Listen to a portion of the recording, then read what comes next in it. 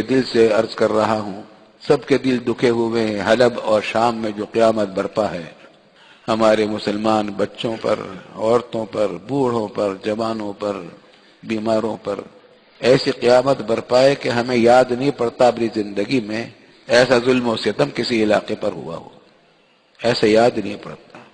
ایسے بچوں پر راکٹ اور بم پھینکے جا رہے ہیں، بچوں کو ایسا معلوم ہوتا ہے کہ بچوں کو خاص طور سے نشانہ بنایا جا رہا ہے۔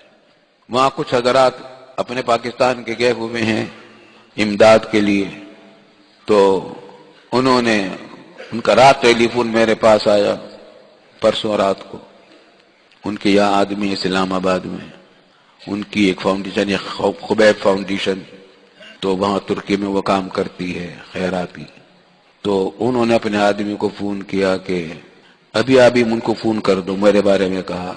انہوں نے کہا کہ رات کا وقت ہے، میں صبح کو فون کر دوں گا، کہ نہیں ابھی کرو، ایمرجنسی ہے۔ اور پھر انہوں نے حالت بتلائی کہ اس وقت ہم سرحد پر، ترکی اور شام کی سرحد پر کچھ بستیاں ہیں، یہاں ہم نے روٹیوں کا انتظام کیا ہے مفلوک الحال لوگوں کے لیے، تو ہم تقریباً 1,00,000 روٹیاں روزانہ پکاتے ہیں۔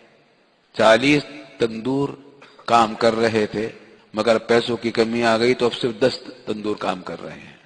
یہاں سرجیکل آلات کی ضرورت ہے، یہاں گرم کپڑوں کی ضرورت ہے، کمبلوں کی ضرورت ہے، ٹھنڈا ملک ہے، برف باری کتنی زبردست ہو رہی ہے ترکی میں، شام بھی ٹھنڈا ملک ہے، ترکی بھی، اور دونوں کی سرحدیں مل رہی ہیں۔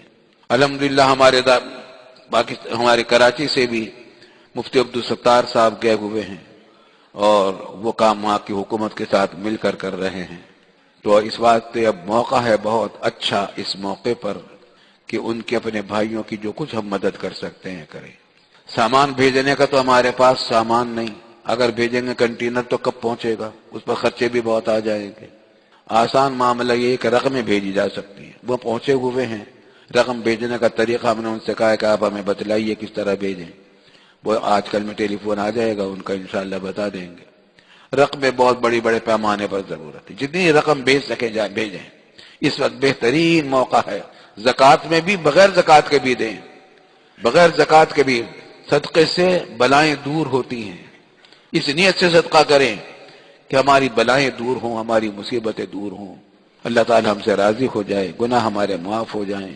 جتنا کر سکتے ہوں کریں۔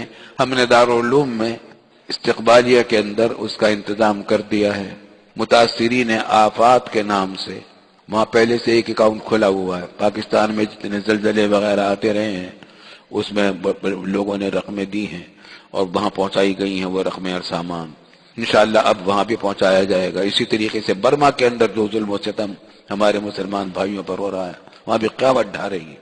اور عجیب و غریب بات یہ ہے کہ اتنا ظلم ہو رہا ہے، لیکن اقوام متحدہ کے جتنے NGOs ہیں کوئی نہیں آ رہا، انسانیت کا ڈنڈورا پیٹنے والے، انسانی حقوق کے ڈھنڈورا پیٹنے والے، ریڈ کراس تک نہیں آ رہی، کوئی بین الاقوامی ادارہ ان کی مدد کو نہیں پہنچ رہا، کیونکہ مسلمان ہیں، کہ جرم یہ کہ مسلمان ہیں بیچارے۔ اس واسطے ہمارا اور بھی بڑا فریضہ ہے کہ ہم جتنے ہو سکے زیادہ سے زیادہ برما کے لوگوں کی مدد کریں۔ وہاں بھی اس کے بھی راستے نکالے گئے ہیں کہ کس طریقے سے وہاں رقم پہنچائی جائے، نکالے جا رہے ہیں، وہاں شام میں بھی، حلب میں بھی، ترکی میں بھی۔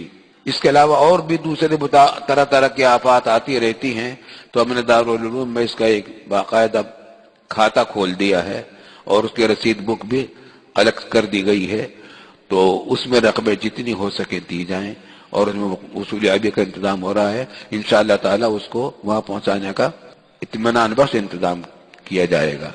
اللہ تعالی مدد فرمائے، ہماری ان مسلمانوں کی مصیبتوں کو دور کرے۔ وآخر دعوانا الحمدللہ رب العالمین۔